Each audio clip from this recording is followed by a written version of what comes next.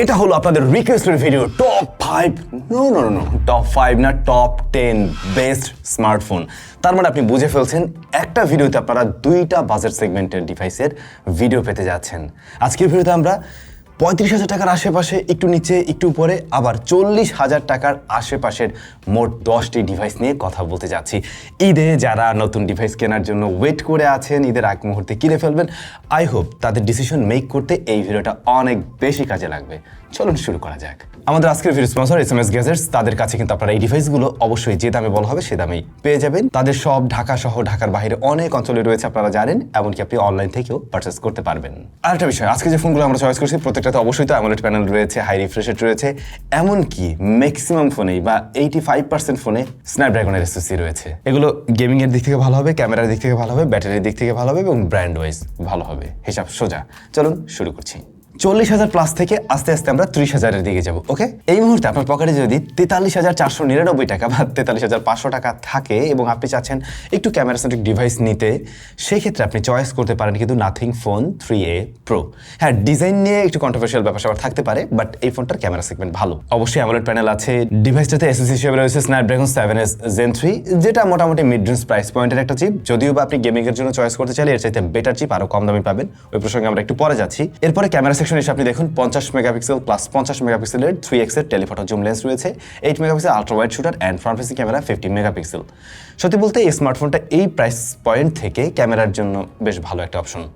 আপনি টেলিফটোতে ছবি তুলতে পারছেন, আপনি পোর্ট্রেটে বেটার রেজাল্ট পাবেন, এমনকি ছবির কোয়ালিটিও ভালো, সামনে পিছনে সব ক্যামেরা মিলে। আর এটার ব্যাটারিটা একটু ছোট, 5000 mAh অ্যান্ড 50 ওয়াটের চার্জিং সিস্টেম। যদিও বা একদিন বেশ ভালোভাবে চালানো যায়। আমি আবারও বলবো, প্রত্যেকটা ডিভাইসের এই ফুল রিভিউ আমাদের চ্যানেলে দেওয়া আছে। এটা যেহেতু কোনো রিভিউ না, আপনারা অবশ্যই যে ফোনটাকে চয়েস করবেন ওইটার ফুল রিভিউ আমার চ্যানেল থেকে দেখে নেবেন। এবার বাজেট আর একটু কমে গেল, 1000 টাকা কমে গেলে, অর্থাৎ 42,499 টাকায় আপনি কিন্তু আবার পেতে পারেন Redmi Turbo 5 Max। Redmi Turbo 5 Max এর 12256GB এই প্রাইস সেগমেন্টেই পাওয়া যাবে, যেখানে আমরা অ্যামোলেড প্যানেল দেখতে পাই এবং ডাইমেনসিটি 9500S রয়েছে, যেটা কিন্তু মোটামুটি বেশ পাওয়ারফুল একটা এসওসি, যা আপনার রেগুলার কাজের পাশাপাশি গেমিংও একটা ভালো রেজাল্টই দেয়। এছাড়া ক্যামেরাতে আমরা দেখতে পাই 50 মেগাপিক্সেলের মেইন শুটারের পাশাপাশি 8 মেগাপিক্সেল আলট্রা ওয়াইড রয়েছে, 20 মেগাপিক্সেলের ফ্রন্ট ফেসিং ক্যামেরা থাকছে। আর ব্যাটারি রয়েছে 9000 mAh অ্যান্ড 100 ওয়াটের চার্জিং সিস্টেম। তো যাদের বিশাল বড় ব্যাটারি দরকার এবং পারফরমেন্স সেন্ট্রিক একটা ডিভাইস দরকার, বাট আপনি রেডমি লাভার, সেক্ষেত্রে কিন্তু আপনি এই ডিভাইসটা দেখতে পারেন, আরো 1000 টাকা কমে পেয়ে যাচ্ছেন। কিন্তু এটার চাইতে ক্যামেরায় বরং নাথিং ফোন 3A Pro এগিয়ে থাকবে। ভাইজান, পরবর্তী ডিভাইসের কাছে তো আমরা অবশ্যই যাবো, বাট ঈদের আগে তো পাঞ্জাবিও কিনতে হবে না? 10% ডিসকাউন্ট প্লাস পাঞ্জাবি কিনে যদি ফোন পাওয়া যায় তাহলে কেমন হয়? আমাদের টাইজোর পাঞ্জাবির কালেকশনস থেকে আপনারা যদি পাঞ্জাবি বা যে কোনো কিছু, মানে 1000 টাকার উপরে যে কোনো কিছু পারচেস করেন, সেক্ষেত্রে আপনি একটা স্মার্টফোন জিতে যেতে পারেন। আর অবশ্যই 10% ডিসকাউন্টও থাকছে। ভিডিও ডেসক্রিপশনে আমি এই লিঙ্কগুলো দিয়ে দিচ্ছি। প্লাস আমাদের একটা আউটলেট রয়েছে এখন 10 নম্বরে মিরপুর, ওইটার অ্যাড্রেসও দেওয়া আছে, আপনারা চাইলে সেখান থেকে গিয়ে ফিজিক্যালিও পারচেস করতে পারেন। কিন্তু আপনার বাজেট যদি আরও কিছুটা কম হয়ে থাকে, সেক্ষেত্রে আপনি Honor 400 এই ডিভাইসটাকেও চয়েস লিস্টে রাখতে পারেন, যে স্মার্টফোনটার 12256GB গ্লোবাল ভ্যারিয়েন্ট পাওয়া যাচ্ছে এই মুহূর্তে 40,499 টাকাতে। এখন অনেকেই রয়েছেন যারা একটা মানে ব্যালেন্স টাইপের ডিভাইস খুঁজে থাকেন, মানে ক্যামেরা তো একদম টপ এন্ডে হতে হবে না, আবার একেবারে গেমিংয়েও সেরা হতে হবে না, কিন্তু সব দিক মিলে একটু ব্যালেন্স হলে ভালো হয়, আমি একটু দীর্ঘদিন ব্যবহার করব। এই ধরনের ইউজাররা এই ফোনটার দিকে একটু নজর রাখতে পারেন, যেখানে আমরা অ্যামোলেড প্যানেল দেখতে পাই, স্ন্যাপড্রাগন 7 Gen 3 রয়েছে, তো এটা মিড রেঞ্জের মোটামুটি একটা চিপ। দেন 200 মেগাপিক্সেলের মেইন শুটার, এটার আউটপুট ভালো, আর 12 মেগাপিক্সেলের একটা আলট্রা শুটার।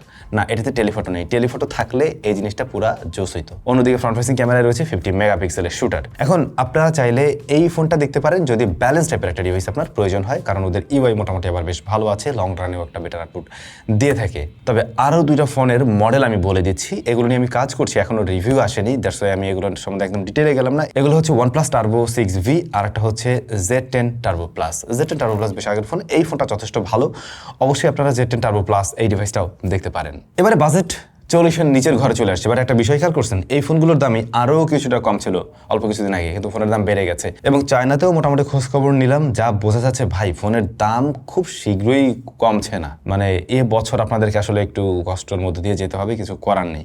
আচ্ছা, যদি বাজেট হয়ে থাকে 37,499 টাকা, তাহলে আপনি 12256GB IQoo Z10 Turbo Pro এই ফোনটা পেয়ে যাবেন, যে ফোনটাতে আমরা অ্যামোলেড প্যানেল দেখতে পাই এবং স্ন্যাপড্রাগন 8S Gen 4 রয়েছে।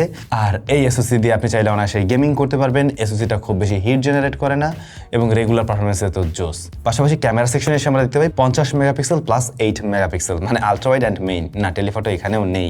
আর একটা 16 মেগাপিক্সেলের ফ্রন্ট ফেসিং ক্যামেরা রয়েছে, তবে ব্যাটারি বড় আছে, 7000 mAh অ্যান্ড 120 ওয়াটের চার্জিং সিস্টেম রয়েছে এর বক্সে। এখন এই প্যাকেজটা টোটালি পারফরমেন্স সেন্ট্রিক একটা প্যাকেজ। আপনি যদি কিনা আসলে গেমিং কিংবা একটু হেভি পারফরমেন্সের ফোন আশা করেন, তাহলে আইকিউ ডিভাইস বা এই ডিভাইসটা দেখতে পারেন 37,000-এর আশেপাশে যদি বাজেট হয়ে থাকে। বাট না, আপনার ঘুরে ফিরে ক্যামেরা ফোন দরকার এরকম জায়গা থেকে, তখন গিয়ে চয়েস করতে পারেন নাথিং ফোন 3A এর 8/256GB ভ্যারিয়েন্ট। এখন এই ফোনের দাম তো ভাই বেশ কিছুটা কম ছিল, বাট দেখেন দাম বেড়ে কি অবস্থা, 36,400 টাকা এই মুহূর্তে। এই ফোনটার দাম আরও কিছুটা কম ছিল কিন্তু, যেখানে আমরা অ্যামোলেড প্যানেল দেখতে পাই এবং স্ন্যাপড্রাগন 7S Gen 3 রয়েছে, আর একটা ডিভাইসে কিন্তু আমরা একটু আগে দেখছিলাম। প্লাস এই ফোনটার ক্যামেরা সেকশনে এসে আমরা 50 + 50 + 8, তো এখানে যে টেলিফটো জুম লেন্সটা রয়েছে 50 মেগাপিক্সেলের, এটা 2x জুম দিতে পারে অ্যান্ড ফ্রন্ট ফেসিং ক্যামেরা 32 মেগাপিক্সেলের। এই ফোনের ক্যামেরা আউটপুট ভালো, ক্যামেরার জন্য এই ফোনটাকে চয়েস করা যেতে পারে। যেহেতু ফোনের দাম বেড়ে গেছে, সবগুলোরই বেড়ে গেছে, ওরও বেড়েছে, সেই জায়গা থেকে বিবেচনায় আপনারা এই ফোনটাকে রাখতে পারেন ক্যামেরার জন্য যদি আপনি চয়েস করতে চান। আর হ্যাঁ, ডিজাইন ইউনিক, অনেক সময় অ্যাটেনশন গ্র্যাব করে। বাট আমি তো বলবো এই প্রাইসের আশেপাশে যদি আপনি গেমিং কিংবা পারফরমেন্সের জন্য অন্য একটা ডিভাইসকে দেখতে চান, তাহলে অবশ্যই আপনার দেখা উচিত Redmi K8। Redmi K8 এর 1256GB ভ্যারিয়েন্টের ফোনটা 37,000 টাকায় পাওয়া যায় এবং এই ফোনটাতেও অ্যামোলেড প্যানেলই আছে, অবশ্যই হাই রিফ্রেশের প্রতিটাতে আছে, আর স্ন্যাপড্রাগন 8 Gen 3 রয়েছে, যারা যথেষ্ট পাওয়ারফুল এসওসি এবং এটা একটা ফ্ল্যাগশিপ চিপ, আপনারা জানেন। আর এখানে আমরা ক্যামেরায় দেখতে পাই 50 মেগাপিক্সেলের মেইন শুটারের পাশাপাশি 8 megapixel ultra wide and front facing camera 20 megapixel. So এখানেও টেলিফটো নেই এবং খুব সহজে আপনি ধরতে পারছেন যে এই ফোনটাও টোটালি পারফরমেন্স সেন্ট্রিক একটা ডিভাইস। 6500 mAh ব্যাটারি অ্যান্ড 90 ওয়াটের চার্জার। এখন যদি গেমিং প্লাস হেভি টাস্কিং আপনার অ্যাট এ টাইম অনেকগুলো অ্যাপ নিয়ে কাজ করার প্রয়োজন পড়ে, দেন আপনি Redmi K8 এই ডিভাইসটাকেও দেখতে পারেন। ক্যামেরার জন্য এখানে আরও একটা ফোন বছর 1.5-2 ধরে আছে, এটা নিয়ে নতুন করে বলার কিছু নেই, আপনারা সবাই জানেন। আর ওটা হচ্ছে Honor 200 এবং ওই ফোনের স্পেক বলতে বলতে মানে প্রত্যেকটা ভিডিওতেও থাকবেই। এই স্মার্টফোনটার চাইনিজ ভ্যারিয়েন্টের ডিভাইস মোটামুটি পাওয়া যায় হচ্ছে কি 34,999 টাকায়, যে ফোনটার ক্যামেরা সেটআপটা খুবই ভালো, 50 + 50 + 12 + 50, মানে এখানে ফ্রন্ট ফেসিং ক্যামেরা 50 এবং টেলিফটোটাও 50, যেখানে 2.5x জুম আপনারা পাবেন এবং এইটার ক্যামেরা রেজাল্ট নিয়ে সবাই সন্তুষ্ট।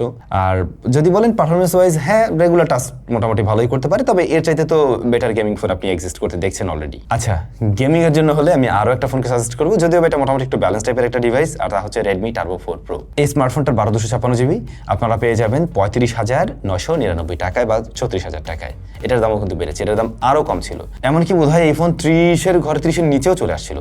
এনিওয়ে, এই ডিভাইসটা তো আমরা অ্যামোলেড প্যানেল দেখতে পাই, স্ন্যাপড্রাগন 8S Gen 4 রয়েছে, যেটা যথেষ্ট পাওয়ারফুল একটা এসওসি, গেমিং বলেন রেগুলার কাজ বলেন সবকিছুর জন্যই। অন্যদিকে 50 + 8 + 16 মানে ফ্রন্ট ফেসিং ক্যামেরা 16, ক্যামেরাটার রেজাল্ট ভালো, বাট টেলিফটো আপনি পাবেন না আর কি। 7000 mAh ব্যাটারি অ্যান্ড 120 ওয়াটের চার্জার। তো এই ফোনটাকেও দেখা যেতে পারে এবং মুড়ির মতো এই ফোনটা সেল হইতেছে, আমি জানি বাংলাদেশের মানুষজন রেডমির ফোন প্রচুর কিনে, চাইলে আপনারা এই ফোনটাকেও দেখতে পারেন। পারফরমেন্স প্লাস এর যে মেইন ক্যামেরা বা মানে যে কটা ক্যামেরা আছে এগুলো কাজের, কিন্তু টেলিফটোটা পাবেন না আর কি, এই হচ্ছে বিষয়। তো এখানে যে ডিভাইসগুলো নিয়ে কথা হলো, এগুলো যারা ব্যবহার করছে তাদের অভিজ্ঞতা অবশ্যই জানাবেন। এখন পর্যন্ত গ্রুপগুলোতে আমরা তেমন কোনো মেজর ইস্যু আসলে কাউকে ফেস করতে দেখিনি। আর কারেন্টলি ফোনের দামও বেড়ে গিয়েছে, এর মধ্যে থেকে আসলে খুঁজে এই ফোনগুলোকে বের করা গেছে এবং দুইটা বাজেটকে আমরা অ্যাট এ টাইম কভার করার ট্রাই করলাম। আশা করছি এই দুই প্রাইস সেগমেন্টে যারা কেনার চিন্তা ভাবনা করছিলেন তাদের মোটামুটি একটা আইডিয়া দিতে পারলাম আর কি। ভিডিওটি কেমন লাগলো কমেন্ট করে জানাবেন। ভালো থাকুন, দেখা হচ্ছে নতুন ভিডিওতে। কোন বাজেটের ভিডিও এর পরে চান সেটাও কমেন্ট করে জানাবেন নিশ্চয়ই।